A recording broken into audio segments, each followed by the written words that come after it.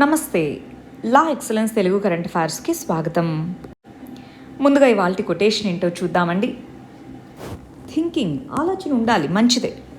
కానీ over thinking వల్ల, అంటే అది జరగకపోయినా సరే ఇది జరుగుతుందేమో అన్న భయంతోనే మనం సగం విషయాలు చేయడం మానేస్తాం. సో ఓవర్ థింకింగ్ వల్ల చేయాల్సిన పనులు కూడా ఆగిపోతాయి. సో థింకింగ్ ఏంటి, ఓవర్ థింకింగ్ ఏంటి, ఆ డిఫరెన్స్ ఏంటి అన్నది తెలుసుకొని అక్కడ మనం స్టాప్ చేయగలగాలి, ఆ థాట్ని మోడరేట్ చేసుకోగలగాలి. ఓవర్ థింకింగ్ వల్ల భయం పెరుగుతూ వస్తుంది, చేయాల్సిన పని కూడా మనం చేయలేమన్నమాట. సో థింకింగ్, ఓవర్ థింకింగ్, ఆ డిఫరెన్స్ తెలుసుకోవడం, ఆ ఓవర్ థింకింగ్ లైన్లోకి వెళ్లకుండా స్టాప్ అవ్వగలగడం, అది చాలా ఇంపార్టెంట్. ఇది వాల్టీకి సంబంధించిన ఆర్టికల్స్ యొక్క జిస్ట్ అండి. ఇది నిన్న ఆర్టికల్స్కి సంబంధించినటువంటి జిస్ట్. వీడియో మొత్తం చూశాక ఈ జిస్ట్ చూసుకుంటే మీకు ఈజీగా క్విక్గా రివిజన్కి యూజ్ అవుతుంది. సరే, నిన్నటి వీడియోలో మనం ప్రిలిమ్స్ క్వశ్చన్స్ ఇవ్వలేదు కాబట్టి డైరెక్ట్గా ఆర్టికల్స్లోకి వెళ్ళిపోదాం. ఫస్ట్ ఆర్టికల్ గవర్నాన్స్కి సంబంధించి. లాస్ట్ 3 days నుంచి మనం చదువుతూ ఉన్నాం. జమ్మూ అండ్ కాశ్మీర్కి సంబంధించినటువంటి లీడర్స్ ప్రైమ్ మినిస్టర్తో మీట్ అవుతారు అని చెప్పి, దీన్ని గవర్నాన్స్, పాలిటీ, వీటి కింద మనం చదువుకోవచ్చు. పాలిటీ కింద కూడా చదువుకోవాలి. ఇక్కడ ఏమన్నారంటే, మీట్ అయినప్పుడు జమ్మూ అండ్ కాశ్మీర్ యొక్క లీడర్స్ మీట్ అయినప్పుడు కొన్ని డిమాండ్స్ అడగడం జరిగింది. ఒకటి వచ్చేటప్పటికి స్టేట్హుడ్. జమ్మూ అండ్ కాశ్మీర్ని 2గా విభజించారు కదా, స్టేట్హుడ్ ఇవ్వాలి అన్నది ఒక డిమాండ్. ఆర్టికల్ 370 ఏదైతే రివోక్ చేశారో దాన్ని మళ్ళీ, స్పెషల్ పవర్స్ ఉంటాయి జమ్మూ అండ్ కాశ్మీర్కి, సో దాన్ని మళ్ళీ తీసుకొని రావాలి అని చెప్పి, పొలిటికల్ ప్రిజనర్స్ని వదిలేయాలి అని, ఇలా కొన్ని డిమాండ్స్ అడిగారు. గవర్నమెంట్ వచ్చేటప్పటికి స్టేట్హుడ్ గురించి మనం ఆలోచిద్దాము. అయితే ముందు డీలిమిటేషన్ ప్రాసెస్ కంప్లీట్ అవ్వాలి. డీలిమిటేషన్ అంటే ఏంటి? మనకి జమ్మూ అండ్ కాశ్మీర్ అనేటటువంటి రాష్ట్రం 2 యూనియన్ టెరిటరీస్ అయింది. ఆ యూనియన్ టెరిటరీలో ఎలక్షన్స్ జరగాలి అంటే కాన్స్టిట్యుయెన్సీ అంటాం. నియోజకవర్గాలుగా ఏర్పడాలా వద్దా? ఆ నియోజకవర్గాలు ఏంటి, దానికోసం డీలిమిటేషన్ కమిషన్ వేశారు. అది ఇదిగో ఈ ప్రాంతం ఒక కాన్స్టిట్యుయెన్సీ, ఈ ప్రాంతం ఒక కాన్స్టిట్యుయెన్సీ, అలా చెప్పాలి కదా. దానికోసం ఆ ప్రాసెస్ని కంప్లీట్ చేయాలి. అక్కడ ఎన్నికలు జరగాలి. గవర్నమెంట్ ప్రయారిటీస్ ఇవి. అక్కడ వచ్చిన వాళ్ళు వీటిని అడిగారు. మేము వీటిలో కూడా పార్టిసిపేట్ చేస్తాం, కానీ వీటి కావాలి, ఖచ్చితంగా రెస్టరేషన్ ఆఫ్ స్టేట్హుడ్ని ఫస్ట్ ప్రయారిటీగా చూడండి అన్నారు. సో ఈ కంటెక్స్లో అసలు న్యూ జమ్మూ అండ్ కాశ్మీర్, మన ప్రైమ్ మినిస్టర్ మాట్లాడుతూ డెవలప్డ్ మరియు ప్రోగ్రెసివ్ జమ్మూ అండ్ కాశ్మీర్ అనేటటువంటిది వే ఫార్వర్డ్ ఇప్పుడు అన్నారనమాట. అవును, డెవలప్డ్ మరియు ప్రోగ్రెసివ్ జమ్మూ అండ్ కాశ్మీర్ అనేది కావాలి, కానీ అది ఎంతవరకు, ఏ విధంగా దాన్ని ఇంప్లిమెంట్ చేయాలి, ఇవన్నీ కూడా ఇంపార్టెంట్ విషయాలేనా కాదా? దానికి సంబంధించి ఒకసారి ఆ జమ్మూ అండ్ కాశ్మీర్ ఇష్యూ ఏంటో, దాన్ని బైఫర్కేషన్ చేయడం అసలు ఏంటి, దానికి సంబంధించిన విషయాలు చూద్దామా? ఇదంతా కూడా మనకి ఇక్కడ మ్యాప్ పాయింటింగ్ చూడండి, ఇదంతా మన జమ్మూ అండ్ కాశ్మీర్. అయితే ఇటువైపు ఏమో పాకిస్తాన్ యొక్క దీనిలో ఉంది, అందుకే మనం దీన్ని POK, పాక్ ఆక్యుపైడ్ కాశ్మీర్ అంటాం. ఈ లైన్ ఉందా, ఇది మన యొక్క LAC అంటాం, LOC, లైన్ ఆఫ్ కంట్రోల్ అని. ఇటు సైడ్ ఉన్నది అక్సై చిన్ ప్రాంతము. అక్సై చిన్ ప్రాంతం చైనా యొక్క కంట్రోల్లో ఉంది. సో ఈ లైన్ని మనం LAC, line of actual control అని పిలుస్తాం. సో ఈ మిగిలింది ఇప్పుడు మన సైడ్ ఉందన్నమాట. ఈ జమ్మూ అండ్ కాశ్మీర్, లదాఖ్ని 2 యూనియన్ టెరిటరీస్గా విభజించారు. ఇంతకుముందు ఆర్టికల్ 370 ఉన్నప్పుడు దానికంటూ కొన్ని స్పెషల్ పవర్స్ ఉండేవి. ఏమేం పవర్స్ ఉండేవో చూడండి. ఆర్టికల్ 370 కింద స్పెషల్ స్టేటస్ని జమ్మూ అండ్ కాశ్మీర్కి గ్యారంటీ ఇవ్వడము, స్టేట్ అసెంబ్లీ అనేటటువంటిది ఓన్ కాన్స్టిట్యూషన్ అనేది చేసుకోవడము, అది ఉండింది. స్టేట్ ఓన్ కాన్స్టిట్యూషన్, సపరేట్ రెసిడెన్స్గా కన్సిడర్ చేయడము, అక్కడున్న జమ్మూ అండ్ కాశ్మీర్కి సంబంధించిన వాళ్ళకి మాత్రమే అక్కడ కొన్ని పవర్స్ అనేటటువంటివి ఉండేవి. అదర్ స్టేట్స్కి సంబంధించిన సిటిజన్స్ అక్కడ ల్యాండ్ను కొనుక్కునేటటువంటి ఇది లేకుండా ఉండేది. సెంటర్ అనేటటువంటిది ఫైనాన్షియల్ ఎమర్జెన్సీ డిక్లేర్ చేసే రైట్ సెంటర్కి ఉండేది కాదు. ఈ విధమైనటువంటి పవర్స్ ఆర్టికల్ 370 కింద ఉండేవి. మరి ఇవి సపరేషన్ అనేటటువంటిది ఎందుకు? అన్ని రాష్ట్రాలతో కలిసి ఉండాలి కదా. ఇక్కడ ఇన్సర్జెన్సీ తగ్గించాలి, టెర్రరిజం తగ్గించాలి, కరప్షన్ తగ్గించాలి, ఇలాంటి ఉద్దేశాలతో 2019లో మనకి జమ్మూ అండ్ కాశ్మీర్ని 2గా బైఫర్కేట్ చేస్తున్నాము అని చేశారు. జమ్మూ అండ్ కాశ్మీర్, లదాఖ్ అని చెప్పేసి. డ్యూయల్ సిటిజన్షిప్ లేదు, ఈ ఫ్లాగ్స్ 2 ఫ్లాగ్స్ ఉండేవి కాదు, ఇంతకుముందు ఉండేది, దాన్ని తీసేసాము. ఇలాగ మనకి వివిధ రకాలైనటువంటి మెజర్స్ని చేపట్టారనమాట ఆర్టికల్ 370 రివోక్ చేశాక. కానీ రివోక్ చేసి ఇప్పటికి 2 years అవుతున్నప్పటికీ అడ్మినిస్ట్రేషన్లో గుడ్ గవర్నాన్స్ కానివ్వండి, గవర్నమెంట్ అప్పుడు చెప్పింది దీనివల్ల చాలా జాబ్స్ వస్తాయి, డెవలప్మెంట్ వస్తుందని. సో అవేమి మనకి కనిపించట్లేదు. ఈ సందర్భంగా మరి ఏంటి వే ఫార్వర్డ్ ఏంటి? ఒకవైపు ఆఫ్ఘనిస్తాన్లో దీనికి ఇటు సైడ్ మనకు ఆఫ్ఘనిస్తాన్తో కొంత డైరెక్ట్ బార్డర్ ఉంది. తాలిబాన్స్ పవర్లోకి వచ్చేటటువంటి పరిస్థితిలో ఉంది. ఈ ఇన్సర్జెన్సీ మళ్ళీ పెరుగుతుందా? ఇలాంటి క్వశ్చన్స్ ఎన్నో వస్తున్నాయి. ఈ సందర్భంలో ఈ విధంగా జమ్మూ అండ్ కాశ్మీర్ లీడర్స్ అందరితో మాట్లాడడము ఇవన్నీ కూడా స్టెప్ ఫార్వర్డ్గానే మనం చెప్పుకోవచ్చు. అయితే ఎప్పుడూ కూడా డెమోక్రసీ అనేటటువంటిది పీపుల్ యొక్క విల్ని బట్టే ఉంటుంది.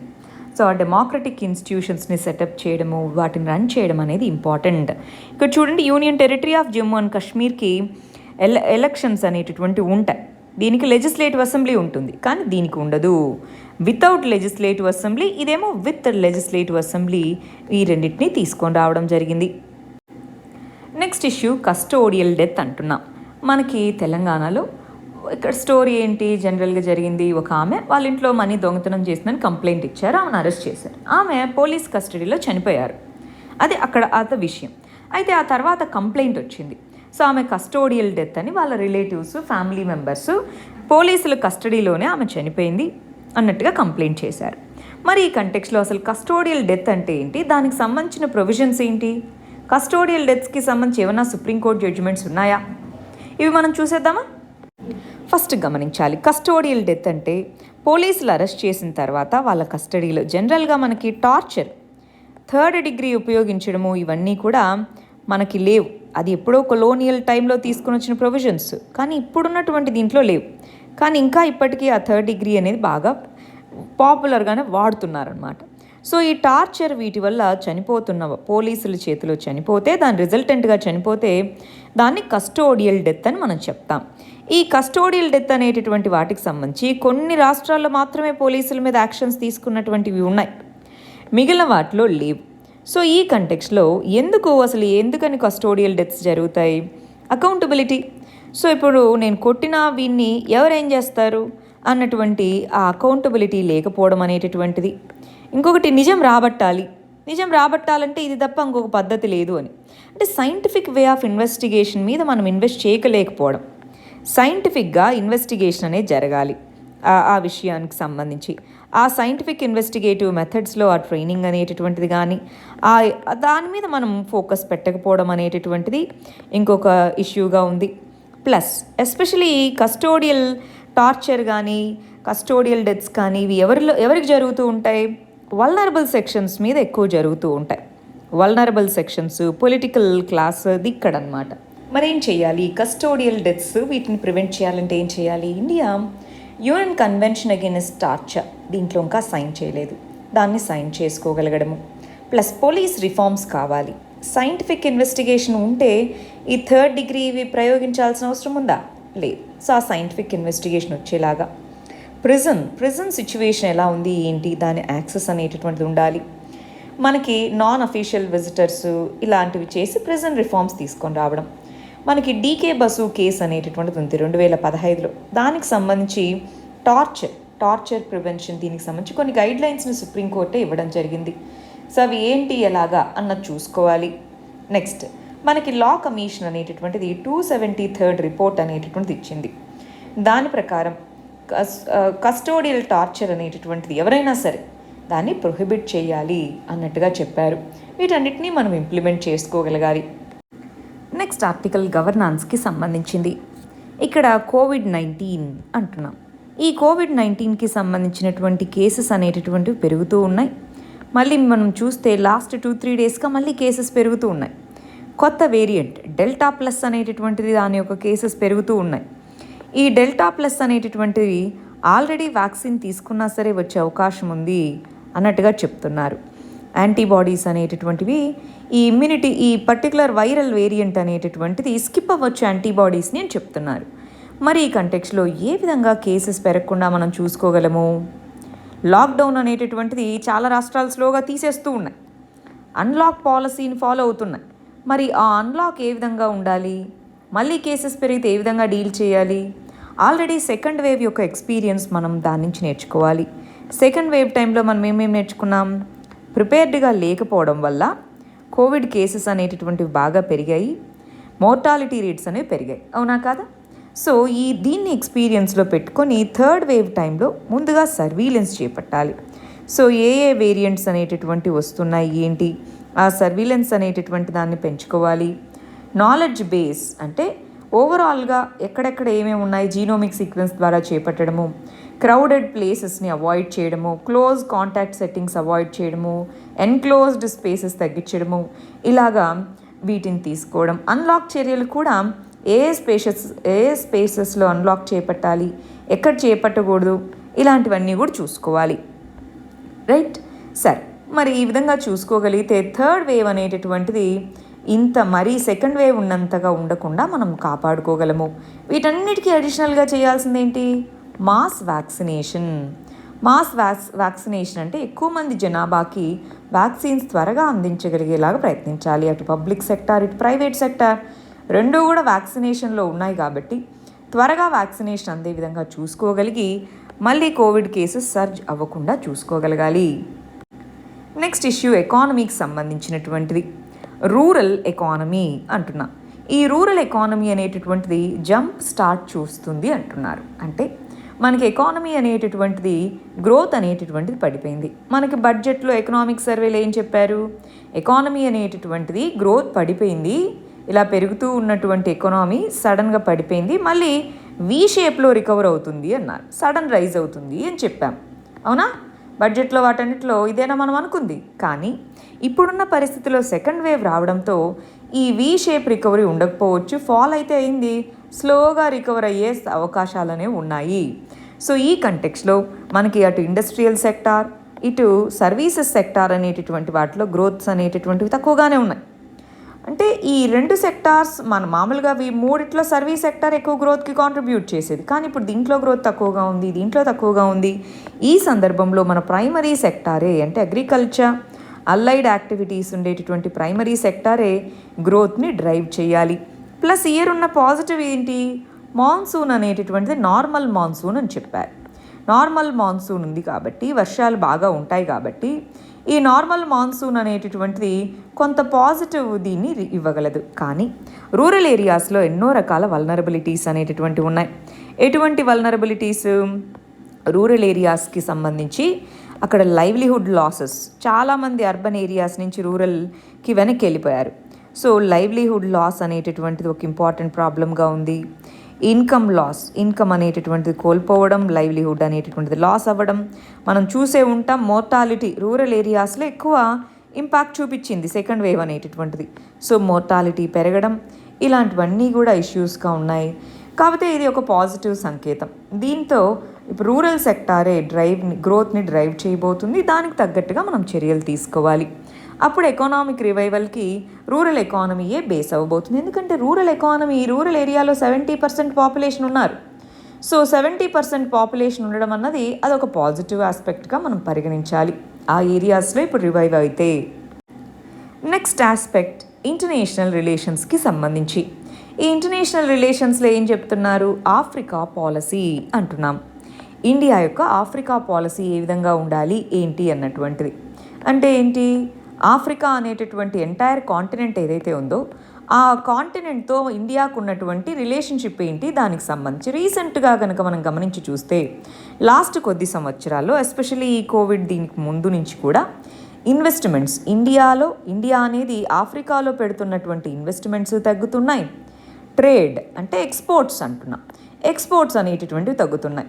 ఇన్వెస్ట్మెంట్స్లో కనుక మనం చూస్తే ఈ రెండిట్లోనూ తగ్గుదల కనిపించింది. ట్రేడ్లో వీటిలో ఇన్వెస్ట్మెంట్స్ పరంగా కనుక మనం చూస్తే ఓన్లీ చైనా పెడుతున్నటువంటి దాంట్లో 1/3 ఇన్వెస్ట్మెంట్ మాత్రమే ఇండియా పెట్టగలుగుతుంది.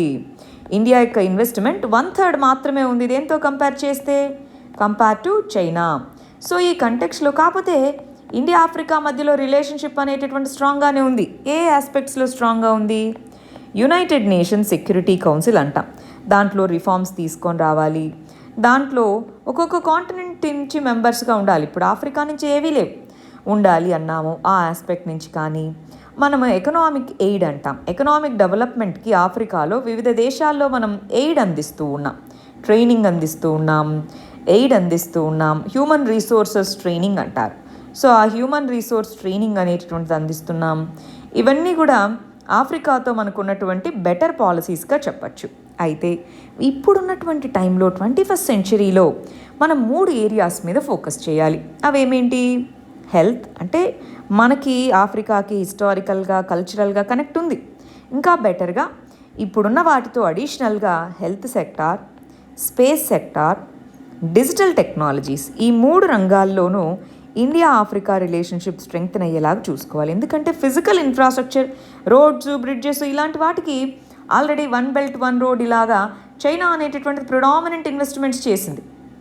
ఈవెన్ వ్యాక్సిన్స్ కూడా చూస్తే మనం మ్యానుఫ్యాక్చరింగ్ హబ్ అయినప్పటికీ కూడా మనం వ్యాక్సిన్స్ అంత కాంట్రిబ్యూట్ చేయలేకపోయాము దీనికి.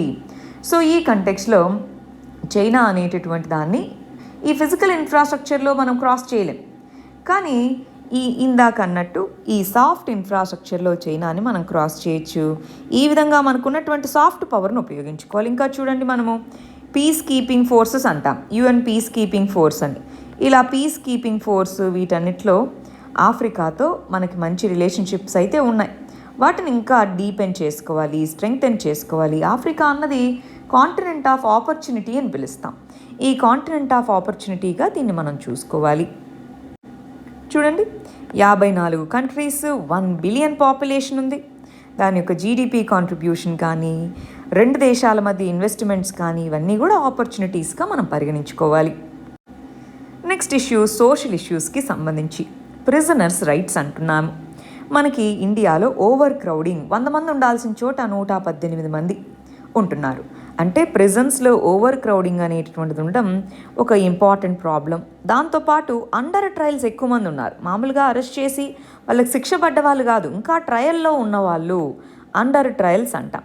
సో ఈ అండర్ ట్రయల్స్ అనేటటువంటివి ఎక్కువగా ఉన్నవాళ్ళు ఉన్నారు. సో ఈ కంటెక్స్లో ప్రిజన్ రిఫార్మ్స్ అనేవి తీసుకొని రావాలి. వాటికి సంబంధించి ఆల్రెడీ మనకు ఒక ఇంపార్టెంట్ సెక్షన్ ఉంది సిఆర్పిసిలో, సెక్షన్ 436A అంటాం. దీని ప్రకారం ఎవరైతే అండర్ ట్రయల్స్ జైల్లో ఉంటూ వాళ్ళకు ఒకవేళ వాళ్ళు ఏదైతే అక్యూజ్ చేయబడ్డారో దానికి half of the maximum prison టర్మ్ని కంప్లీట్ చేసున్నా వాళ్ళని వదిలిపెట్టేసేయాలి. పర్సనల్ బాండ్ ఒకటి రాసుకొని వదిలిపెట్టాలి, బెయిల్ ఇవ్వాలి అంటున్నారు. అంటే చాలామంది బెయిల్ కట్టడానికి మనీ లేక జైళ్ళలో ఉండేవాళ్ళు ఉంటారు. సో బెయిల్ అనేటటువంటిది కల్పించగలగాలి. ప్లస్ ఈ ఓవర్ క్రౌడింగ్ ఇవి తగ్గించుకోగలగాలి. ఓవర్ క్రౌడింగ్ వీటి వల్ల మెయింటెనెన్స్ ఆఫ్ ప్రిజన్స్కి కూడా చాలా కాస్ట్ అవుతుంది కదా. సో బెయిల్ ప్రొవిజన్ అనేటటువంటిది ఉండాలి. అక్యూజ్డ్ వాళ్ళు అంతే, కన్విక్ట్ కాదు కదా. అండర్ ట్రయల్స్ అనేవాళ్ళు అక్యూజ్డ్ మాత్రమే. సో అలాంటి వాళ్ళకి ఈజీ బెయిల్ అనేటటువంటిది కల్పించడం article 21 right to life and లిబర్టీకి కూడా ఇంపార్టెంట్. మరీ క్రూరమైన కేసుల్లో కాకుండా నార్మల్ కేసెస్ వాటిలో బెయిల్ ప్రొవిజన్ని కల్పించగలగాలి. నెక్స్ట్ ఇష్యూ జాగ్రఫీకి సంబంధించి ఇక్కడ ఏమంటున్నారు, జూలై వరకు మాన్సూన్ అనేటటువంటిది వీక్గా ఉండొచ్చు. జూలై స్టార్టింగ్ రాగానే ఈ నార్త్ వెస్ట్ ప్రాంతం, ఈ ప్రాంతంలో మంచిగా ఉండొచ్చు అంటున్నారు. ఇక్కడ ఒక ఇంపార్టెంట్ పదం నేర్చుకోవాలి, దాన్నే లాంగ్ పీరియడ్ యావరేజ్. దీనికోసమే మనం ఇది చదువుతున్నాం. లాంగ్ పీరియడ్ యావరేజ్ అంటే ఏంటి? గత 50 సంవత్సరాలలో ఒక పర్టికులర్ ప్రాంతం, ఒక ఏరియా ఉందనుకుందాం. ఆ ఏరియాలో ఎంత రెయిన్ఫాల్ ఉంది అన్నదాన్ని, ఆ ఏరియాలో ఏ విధంగా యావరేజ్ రెయిన్ఫాల్ ఉంది అని చూసుకుంటాం. ఆ యావరేజ్ రెయిన్ఫాల్లో 96% నుంచి 104% వరకు, లాంగ్ పీరియడ్ యావరేజ్లో 96% నుంచి 104% వరకు లాంగ్ పీరియడ్ యావరేజ్ కనుక ఉంటే దాన్ని నార్మల్ రెయిన్ఫాల్ అంటాం. లెట్సే 100% అనుకున్నాం. సో అప్పుడు దాన్ని నార్మల్ రెయిన్ఫాల్ అంటాం. దీనికంటే తక్కువ ఉంటే డెఫిషియన్సీ అని ఇట్ సైడ్, దీనికంటే ఎక్కువ ఉంటే సర్ప్లస్ రెయిన్ఫాల్ అని పిలుస్తాము. సో నార్మల్ రెయిన్ఫాలే ఉంటుంది అని ఐఎండీ ప్రెడిక్ట్ చేసింది. కానీ ఈ నార్త్ వెస్టర్న్ ప్రాంతాలు, పంజాబ్, హర్యానా అవి ఉన్నాయా, వాటికి జూలై ఫస్ట్ వారంలో రెయిన్ఫాల్ రిసీవ్ అవ్వచ్చు. కొంత డిలే అయింది, బట్ నార్మల్ రెయిన్ఫాల్ అయితే ఉంటుంది అని చెప్తున్నారు. ఒకసారి మనం సౌత్ వెస్ట్ మాన్సూన్ అనేది ఏ విధంగా ప్రొసీడ్ అవుతుందో ఒకసారి చూసేద్దామండి.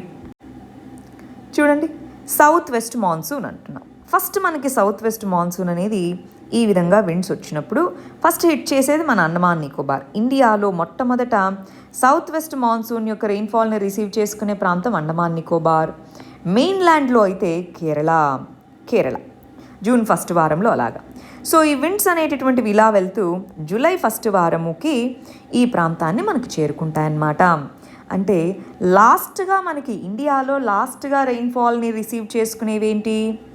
మన సౌత్ వెస్ట్ మాన్సూన్లో ఈ ప్రాంతాలు పంజాబ్, హర్యానా, కాశ్మీర్ ఈ ప్రాంతాలన్నమాట. సో ఈ సౌత్ మనం ఒక్కసారి ఏం చేద్దామంటే జాగ్రఫీ బుక్ ఓపెన్ చేసి అసలు ఈ సౌత్ వెస్ట్ మాన్సూన్ అంటే ఏంటి, ఆ సౌత్ వెస్ట్ మాన్సూన్ అనేటటువంటి దానికి సంబంధించి ఏ విధమైన కండిషన్స్ ఉన్నాయి, ఆ సౌత్ వెస్ట్ మాన్సూన్ ఏ ప్రాంతాల్లో రిసీవ్ చేసుకుంటారన్నది చూసుకోవాలి. ఎస్పెషల్లీ ఈ ప్రాంతం ఉందా, పెనిన్సులార్ ప్లస్ సెంట్రల్ ఇండియా అనేది దీని మీదే డిపెండ్ అయి ఉంటుంది. సౌత్ వెస్ట్ మాన్సూన్ వల్ల వచ్చేటటువంటి రెయిన్ఫాల్ మీదే అక్కడ ఉన్నటువంటి ఆగ్రో క్లైమేటిక్ జోన్స్ డిపెండ్ అయి ఉంటాయి.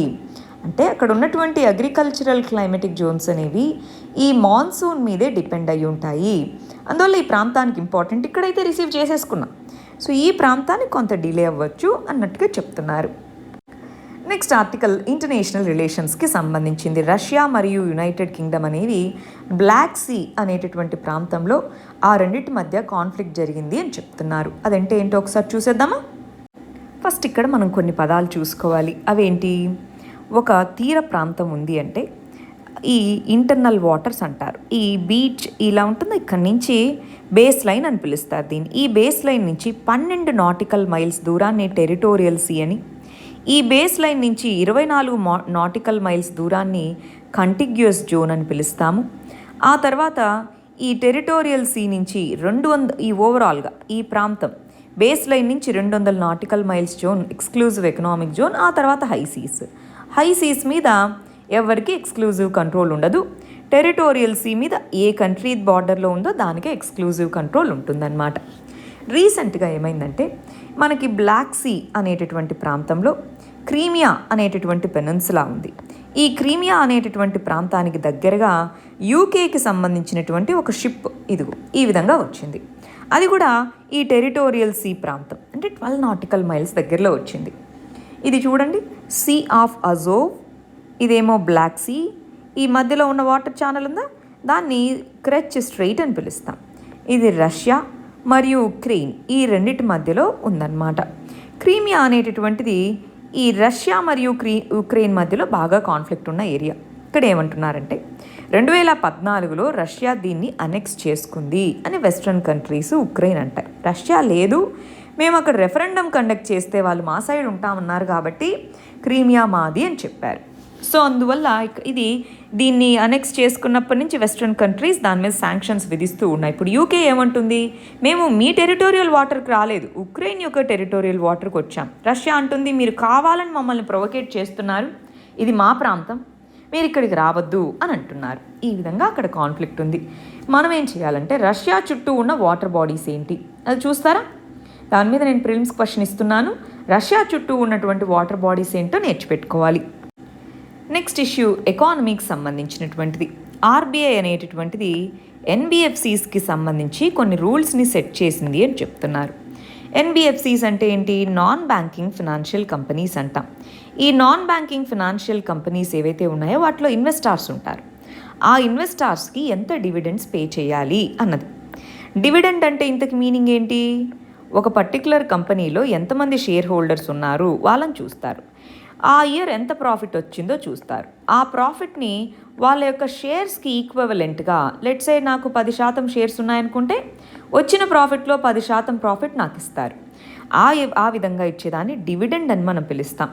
ఈ డివిడెండ్ని ఏ విధంగా డిస్ట్రిబ్యూట్ చేయాలి దానికి సంబంధించి కొన్ని గైడ్ లైన్స్ని ఆర్బీఐ ఇష్యూ చేయడం జరిగింది. ఇంతకుముందు ఉండేవి కాదు, ఇప్పుడు చేసింది. దాని ప్రకారం ఏమన్నారంటే ఇదిగో core investment firms, major investment firms ఉంటాయి 60%, అదర్ ఇన్వెస్ట్మెంట్ వీటికైతే 50% ఇలాగ షేర్ చేసుకునేలాగా ఎన్బిఎఫ్సిస్కి సంబంధించిన గైడ్ లైన్స్.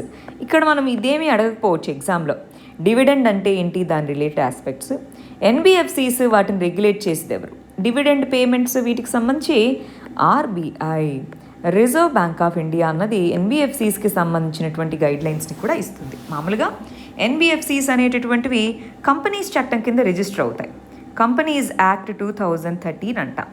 ఈ కంపెనీస్ యాక్ట్ 2013 కింద NBFCs, non banking financial companies అనేటటువంటివి రిజిస్టర్ అవుతాయి. వాటి యొక్క రిజిస్ట్రేషన్ ప్రాసెస్ అనేటటువంటిది దాని కింద ఎన్సిఎల్టీ అని ఇలా ఎన్నో రకాల బాడీస్ చూసుకుంటాయి. కానీ ఆర్బీఐ కూడా ఎన్బిఎఫ్సిస్ని కంట్రోల్ చేస్తుంది. ఎస్పెషల్లీ డిపాజిట్ టేకింగ్ ఎన్బిఎఫ్సిస్ మీద ఆర్బీఐ యొక్క కంట్రోల్ చాలా ఉంటుంది. నెక్స్ట్ ఆర్టికల్ గవర్నాన్స్కి సంబంధించింది. రీసెంట్గా ట్విట్టర్ అనేటటువంటిది మన యొక్క ఐటీ మినిస్టర్కి సంబంధించినటువంటి ట్విట్టర్ అకౌంట్ని బ్లాక్ చేసింది ఒక 1 అవర్ వరకు. సో ఇక్కడ ఏమంటున్నారు, ఇన్ఫర్మేషన్ టెక్నాలజీ రూల్స్ అనేవి రీసెంట్గా తీసుకొని వచ్చాం. ఈ ఇన్ఫర్మేషన్ టెక్నాలజీ రూల్స్ 2021 ప్రకారం ఎవరి అకౌంట్ అయినా బ్లాక్ చేసే ముందు ప్రయర్ నోటీస్ ఇవ్వాలి. వాళ్ళకి చెప్పాలి, మీరు ఈ విధంగా పోస్ట్ చేస్తున్నారు, అందుకోసం మేము మీ అకౌంట్ని బ్లాక్ చేస్తున్నాము అని చెప్పాలి. వాళ్ళ దగ్గర నుంచి ఎక్స్ప్లెనేషన్ అడగాలి. సో ఆ ప్రయర్ నోటీస్ లేకుండా ఏ విధంగా మీరు బ్లాక్ చేశారు, ఒకటో క్వశ్చన్. రెండోది వచ్చేటప్పటికి దీని వెనకాల పొలిటికల్ అజెండా ఉంది, మేము మిమ్మల్ని క్వశ్చన్ చేశాము, ఇందుకని ఫ్రీడమ్ ఆఫ్ స్పీచ్ అండ్ ఎక్స్ప్రెషన్ని కర్బ్ చేస్తూ మీరు ఇలా చేస్తున్నారా, ఒక పొలిటికల్ అజెండా అనేటటువంటిది మైండ్లో పెట్టుకున్నారా అన్నది క్వశ్చన్.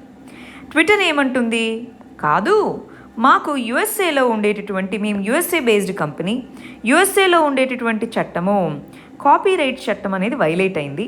సో అందువల్ల యుఎస్ఏ లాకు అనుగుణంగా మేము బ్లాక్ చేశాము, ఆ తర్వాత మళ్ళీ దాన్ని అన్బ్లాక్ చేశాము అన్నారు. యుఎస్ఏ లా సరే, మీరు అక్కడ కంపెనీయే, కానీ మా యొక్క సావరెన్ చట్టాలు ఏమవుతాయి, మేము కూడా లాస్ చేశాము, మా యొక్క ఇప్పుడు మీరు మా టెరిటరీలో చేస్తున్నప్పుడు మా యొక్క చట్టాలు కూడా మీరు చూడాలి కదా. మీ ఇష్టం వచ్చినట్టు మీరు ఆర్బిట్రరీగా హై హ్యాండెడ్నెస్తో ఏ విధంగా మీరు డీల్ చేస్తారు అన్నది ఇప్పుడు క్వశ్చన్ అయిందనమాట, రైట్.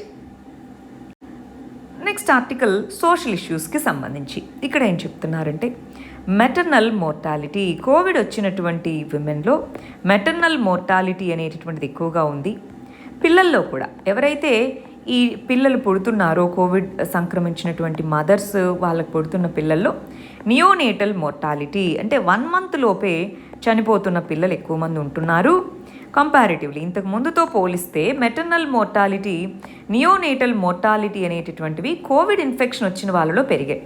మరి ఈ సందర్భంలో ఏం చేయగలగాలి, ఒకటి ప్రెగ్నెన్సీస్ని డిలే చేసుకునే విధంగా అవేర్నెస్ తీసుకొని రావడం. ఈ టైంలో ఇన్ఫెక్షన్స్ వచ్చే రేట్ ఎక్కువగా ఉంది కాబట్టి ప్రెగ్నెన్సీ డిలే అనేటటువంటి దాని వైపుగా అవేర్నెస్ తీసుకొని రావడం. రెండోది, ఆల్రెడీ ఉన్న వాళ్ళకి ఏం చేయాలి, లేదు ప్రెగ్నెన్సీ వచ్చిన వాళ్ళకి ఏం చేయాలి, దానికి తగ్గట్టుగా ఇన్ఫ్రాస్ట్రక్చర్, స్కానింగ్ కానీ ఇలాగా ఇన్ఫ్రాస్ట్రక్చర్ని డెవలప్ చేసుకోవడం, బెటర్ హ్యూమన్ రీసోర్స్ ట్రైనింగ్ అనేటటువంటిది ఉండడం, ఇవన్నీ చేసుకోగలగాలి. మనం ఇక్కడ గమనించాల్సిన విషయం ఏంటి, ఈ మెటర్నల్ మోర్టాలిటీ, నియోనోటల్ మోర్టాలిటీ అనేటటువంటిది బర్త్ రేట్తో లింక్ అయ్యి ఉంది.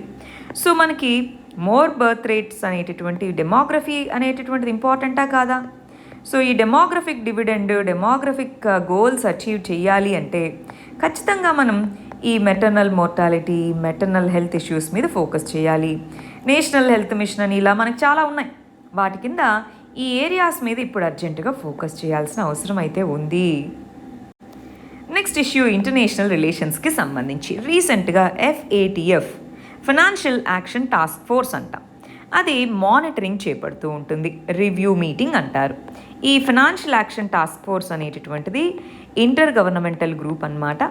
ఇది ఒక కంట్రీకి సంబంధించినటువంటి ఫైనాన్షియల్ ఇంటిగ్రిటీ ఎలా ఉంది అన్నదాన్ని మానిటర్ చేస్తూ ఉంటుంది. ఆ ఫైనాన్షియల్ ఇంటిగ్రిటీ అనేటటువంటిది ఎంతవరకు ఒక కంట్రీ, ఫైనాన్షియల్ ఇంటిగ్రిటీ అంటే ఏంటి, ఫైనాన్షియల్ ట్రాన్సాక్షన్స్లో మనీ లాండరింగ్ కానీ ఇవన్నీ ఎలా ఉన్నాయి ఏంటి అలా ఆ విధంగా అన్నమాట. ఈ ఫైనాన్షియల్ ఇంటిగ్రిటీ అనేటటువంటి దానికి సంబంధించి పాకిస్తాన్, ఇరాన్, నార్త్ కొరియా ఇలా చాలా దేశాలు FATF యొక్క లిస్టింగ్లో ఉన్నాయి. పాకిస్తాన్ అనేటటువంటి దాన్ని చాలా సంవత్సరాల నుంచే గ్రే లిస్ట్ అనేటటువంటి దాంట్లో పెట్టి, ఇదిగో మేము యాక్షన్ తీసుకోవాల్సి ఉంటుంది, మేము చెప్పినటువంటి వాటి మీద చర్యలు చేపట్టకపోతే అని చెప్పింది. గ్రే లిస్ట్ అంటే ఏంటి, ఇంక్రీజ్డ్ మానిటరింగ్ అంటే అది జరుపుతున్నటువంటి ట్రాన్సాక్షన్స్ వాటి మీద మానిటరింగ్ పెంచాలి అంటారు. సో ఇంక్రీజ్డ్ మానిటరింగ్ అనేటటువంటి లిస్ట్లో దీన్ని పెట్టడం జరిగిందనమాట. సో ఫైనాన్షియల్ ఇంటిగ్రిటీ అనేటటువంటి దాన్ని మెయింటైన్ చేయాలి, అది మెయింటైన్ చేయాలి అన్న దానికోసం ఇది. సో గ్రే లిస్ట్లో ఎందుకు పెట్టారు, ఇంతకు పాకిస్తాన్ని ఎందుకు పెట్టారు, టెర్రర్ ఫండింగ్ అనేది చేస్తుందన్న కంప్లైంట్స్ ఉన్నాయి, మనీ లాండరింగ్, వీటికి ఆ గవర్నమెంట్ సరిగా చర్యలు చేపట్టలేదన్నటువంటి కంప్లైంట్స్తో దాన్ని తీసుకున్నారనమాట. ఈ కంటెక్స్లో పాకిస్తాన్ ఏముంటుంది, ఇండియా కావాలనే ఈ విషయాన్ని పొలిటిసైజ్ చేస్తుంది వివిధ ఫోరమ్స్లో అన్నట్టుగా చెప్తుంది. ఇండియా లేదు, మా దగ్గర ఉన్న ఎవిడెన్స్ మేము సబ్మిట్ చేశాము అన్నారు. ఈ కంటెక్స్లో ఇంతకు FATF అంటే ఏంటో అది ఎలా వర్క్ చేస్తుందో చూసేద్దామా. గమనించండి, financial action task force financial action task force అనేటటువంటిది ఇంటర్ గవర్నమెంటల్ బాడీ. దీన్ని 1989లో G7 మీటింగ్లో ప్రపోజ్ చేశారు. ఇండియా అనేటటువంటిది ఇనీషియల్గా అబ్జర్వర్ కంట్రీగా ఉండేది. 2010లో మెంబర్ అయింది. పాకిస్తాన్ అనేది దీంట్లో మెంబర్ కాదు. మెంబర్స్ కాని వాళ్ళు కూడా దీని కింద యాక్షన్ తీసుకోబడతారు. 37 దేశాలు అనేటటువంటి ఉన్నాయి. 2 గ్రూప్స్, యూరోపియన్ యూనియన్, ఇవి గ్రూప్స్ అన్నమాట. సరే, FATF అనేటటువంటిది ఓవరాల్గా ఏ విధంగా మనీ లాండరింగ్ వాటిని కంబాట్ చేయాలి, ఫినాన్షియల్ సిస్టమ్ని మిస్యూజ్ చేయకుండా ఎలా చూడాలి, ఇవన్నీ చూసుకుంటుంది. సో ఈ కంటెక్స్లో మనకు 2 లిస్టులు అనేవి ఉన్నాయి, బ్లాక్ లిస్ట్ అని, గ్రే లిస్ట్ అని. బ్లాక్ లిస్ట్ అంటే యాక్టివ్ మానిటరింగ్లో పెట్టడము, గ్రే లిస్ట్ అంటే వాళ్ళ మీద చర్యలు తీసుకోమని. గ్రే లిస్ట్లో ఇప్పుడు పాకిస్తాన్ ఉంది కదా, ఏమేమి రావచ్చు ఇంపాక్ట్స్ ఇప్పుడు వరల్డ్ బ్యాంక్ కానీ IMF కానీ వీటి నుంచి మనీ తెచ్చుకోవాలంటే కన్స్ట్రెయింట్స్ రావడము, లోన్స్ తెచ్చుకోవాలన్నా కన్స్ట్రెయింట్స్ రావడము, ట్రేడింగ్లో కానీ ఇంటర్నేషనల్గా బైకాట్ జరిగే అవకాశం ఉంది. అందువల్ల గ్రే లిస్ట్ నుంచి బయటికి రావడానికే ప్రతి కంట్రీ ప్రయత్నిస్తుంది. అందుకే వాళ్ళు చెప్పినటువంటి లిస్ట్ ఆఫ్ యాక్టివిటీస్ అంటారు. FATF చెప్తుంది మీరు ఇవి చర్యలు చేపట్టాలి అని. ఆ లిస్ట్ ఆఫ్ యాక్టివిటీస్కి FATF అనేటటువంటిది ఒప్పుకోవడం FATF చెప్పిన యాక్టివిటీస్కి పాకిస్తాన్ ఒప్పుకొని చేసింది. అయినా సరే ఇంకొన్ని చెయ్యాలి అని చెప్పి మళ్ళీ గ్రే లిస్ట్లోనే FATF అనేటటువంటిది పాకిస్తాన్ని ఉంచడం జరిగింది. నెక్స్ట్ ఇష్యూ రీసెంట్గా డిఫెన్స్ సెక్టార్కి సంబంధించింది. రీసెంట్గా DRDO అనేటటువంటిది ఒడిస్సాలోని చాందీపూర్ అనేటటువంటి ప్లేస్ నుంచి పినాకా రాకెట్ సిస్టమ్, అంటే ఇదంతా సిస్టమ్ అండి. ఈ సిస్టమ్ అనేది ఒకేసారి చూడండి 1, 2, 3 లాగా మల్టిపుల్ రాకెట్స్ని ఒకేసారి లాంచ్ చేయగలిగేటటువంటి సిస్టమ్ అన్నమాట. పినాకా రాకెట్ సిస్టమ్ అంటాము. మరి దీని నుంచి లాంచ్ చేయబడినటువంటి మిజైల్స్ 45 కిలోమీటర్స్ రేంజ్. ఇంతకుముందు తక్కువ రేంజ్ ఉండేది, ఇప్పుడు ఇది ఎన్హాన్స్డ్ వర్షన్లో 45 కిలోమీటర్స్ రేంజ్ వరకు ఉండేలాగా పినాకా మల్టీ బ్యారెల్ సిస్టమ్ అంటారు. మల్టిపుల్ ఒకేసారి లాంచ్ చేయగలగడం. ఆ మల్టీ బ్యారెల్ సిస్టమ్ దీన్ని ఇండిజినస్గా తయారు చేయబడడం జరిగింది. ఇది ఒక ఇంపార్టెంట్ సిగ్నిఫికెంట్ ఈవెంట్గా మనం చెప్పుకోవచ్చు. నెక్స్ట్ ఇష్యూ ఇంటర్నేషనల్ రిలేషన్స్కి సంబంధించింది. రీసెంట్గా చైనా అనేటటువంటిది టిబెట్లో ఉండేటటువంటి లాషా అనేది దీని యొక్క క్యాపిటల్. లాషాని ఇక్కడ ఉండేటటువంటి నైంచి అనేటటువంటి ప్రాంతాన్ని కనెక్ట్ చేస్తూ హై స్పీడ్ రైల్ అనేది బిల్డ్ చేసింది. దీన్ని ఎక్స్టెండ్ చేసుకుంటూ షిగ్సే అనేటటువంటి ప్రాంతం వరకు తీసుకొని రావాలి, అంటే సిక్కింకి దగ్గర వరకు తీసుకొని రావాలి అన్నది ప్లాన్ అన్నమాట. ఇక్కడ దీని వరకు తీసుకొని రావడం వల్ల ఉపయోగం ఏంటి? ఇక్కడికి ఒకవేళ అరుణాచల్ ప్రదేశ్ మనకు తెలుసు ఈస్టర్న్ సెక్టార్ అంట, అంటే ఇండియా చైనా మధ్యలో బార్డర్ కాన్ఫ్లిక్ట్ అనేటటువంటిది western sector, central sector, eastern sector అని 3 ప్రాంతాల్లో ఉన్నాయి. మరి ఈస్టర్న్ సెక్టార్లో అరుణాచల్ ప్రదేశ్ అనేది మాదే అని చైనా క్లెయిమ్ చేస్తుంది, లేదు మాదే అని మనం అంటున్నాం. సో ఇండియా మరియు చైనా మధ్యలో ఉండేటటువంటి ఆ బార్డర్ని మెక్మోహన్ లైన్ అంట. ఆ మెక్మోహన్ లైన్ అనేది బ్రిటిష్ వాళ్ళ టైంలో ఆర్బిటరీగా గీశారన్నది చైనా యొక్క స్టాండ్ అన్నమాట. సరే, ఏదేమైతేనేమి ఈ విధమైనటువంటి కనెక్టివిటీ ప్రాజెక్టు బార్డర్కి క్లోజ్గా ఉండడం అన్నది స్ట్రాటజిక్గా చాలా మనకి సిగ్నిఫికెంట్, దాన్ని గమనించాలి. అదేవిధంగా లాస్ట్ మంత్ బ్రహ్మపుత్ర నది మీద వాళ్ళు దాన్ని శాంగ్పో అని పిలుస్తూ ఉంటారు. సో శాంగ్పో మీద నేషనల్ హైవే అనేది బిల్డ్ చేసుకున్నారు. అంటే సౌత్ టిబెట్లో మన బార్డర్ రీజన్స్కి దగ్గరగా చైనా అనేటటువంటిది బాగా ఇన్ఫ్రాస్ట్రక్చర్ని స్ట్రెంగ్తెన్ చేసుకుంటుంది. ఈ సందర్భంలో మనము బార్డర్ దగ్గర ఎంత ప్రిపేర్డ్నెస్తో ఉన్నాము అన్నది ఇంపార్టెంట్, అవునా కదా? మరి మన లాస్ట్ ఆర్టికల్ ఎకానమీకి సంబంధించింది. పెట్రోల్ ప్రైసెస్ అనేటటువంటివి సెస్ కనుక గవర్నమెంట్ తగ్గిస్తే 4.5 రూపాయలు తగ్గించవచ్చు అన్నారు. అంటే ఏంటి? ఫస్ట్ ఆఫ్ ఆల్ పెట్రోల్ ధరలు ఎవరు నిర్ణయిస్తారు? మార్కెట్. ఇంతకుముందు పెట్రోల్ ధరలు, డీజిల్ ధరలు అనేవి కూడా గవర్నమెంట్ రెగ్యులేట్ చేసేది. ఇప్పుడు ఈ రెండింటిని డీరెగ్యులేట్ చేశారు. ఎంత ధరలు ఉండాలి అన్నది మార్కెట్ రేట్స్ని బట్టి మన కంపెనీస్ అనేటటువంటివి నిర్ణయించుకోవచ్చు. డీరెగ్యులేట్ చేశారు. సరే, వాటిని మనం మోస్ట్లీ వివిధ దేశాల నుంచి ఇంపోర్ట్ చేసుకుంటాం. క్రూడ్ ఆయిల్ని ఇంపోర్ట్ చేసుకొని పెట్రోల్, డీజిల్ని తయారు చేసుకుంటాం. మరి ఈ కంటెక్స్లో డీరెగ్యులేట్ చేయబడింది అన్నాం కదా. సో ఇప్పుడు ప్రైసెస్ అనేవి 100 రూపాయల వరకు టచ్ అయ్యాయి. ఈ టైంలో ఇన్ఫ్లేషన్, ద్రవ్యోల్బణం అనేది పెరుగుతుందా లేదా? పెట్రోల్, డీజిల్ అనేది ట్రాన్స్పోర్ట్కి, వివిధ రకాల యాక్టివిటీస్కి ఇంపార్టెంట్ ఇంజిన్ అన్నమాట. సో మరి అలాంటప్పుడు ఇన్ఫ్లేషన్ పెరుగుతుంది. అంటే ఫ్యూయల్ ప్రైసెస్ పెరిగితే కంట్రీలో ఇన్ఫ్లేషన్ అనేటటువంటిది బాగా పెరుగుతుంది. మరి ఈ కంటెక్స్లో ఏం చేయాలి? ఏం చేస్తే ఈ ఇన్ఫ్లేషన్ అనేటటువంటిది కంట్రోల్ అవుతుంది? ఫ్యూయల్ ప్రైసెస్ని తగ్గించగలగాలి. ఏ విధంగా తగ్గించగలగాలి? గవర్నమెంట్ అన్నటువంటిది ఫ్యూయల్ ప్రైసెస్లో బేస్ ప్రైస్తో పాటు కొంత ట్యాక్సెస్ని యాడ్ చేసుకుంటుంది, ప్లస్ సెస్ అంట.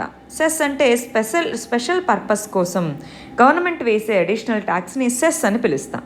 సో ఈ సెస్ అనేటటువంటి తగ్గించగలగాలి. సెస్ అనేటటువంటిది అడిషనల్ ట్యాక్స్ అంట. ఈ అడిషనల్ ట్యాక్స్ని కనుక గవర్నమెంట్ తగ్గిస్తే అప్పుడు ప్రజలకి అంటే కన్జ్యూమర్స్కి తక్కువ రేటుకి వెళ్తుందా? కన్జ్యూమర్స్కి తక్కువ రేటు వెళ్ళినప్పుడు ఫ్యూయల్ ప్రైస్ తగ్గుతుందా? ఫ్యూయల్ ప్రైస్ తగ్గితే ఇన్ఫ్లేషన్ తగ్గుతుందా? కొంతవరకు ఎకానమీ మీద పాజిటివ్ ఇంపాక్ట్ ఉంటుందా, ఉండదా? ఎస్. సో దాన్నే ఇక్రా అంటాం. ఇక్రా అనేటటువంటిది రేటింగ్ ఏజెన్సీ, అది మనకి చెప్పడం జరిగింది. ఇది వాళ్ళకి మన మెయిన్స్ క్వశ్చన్ అండి. ఇవి మన prelims questions.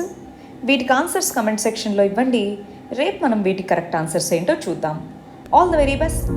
Thank you very much.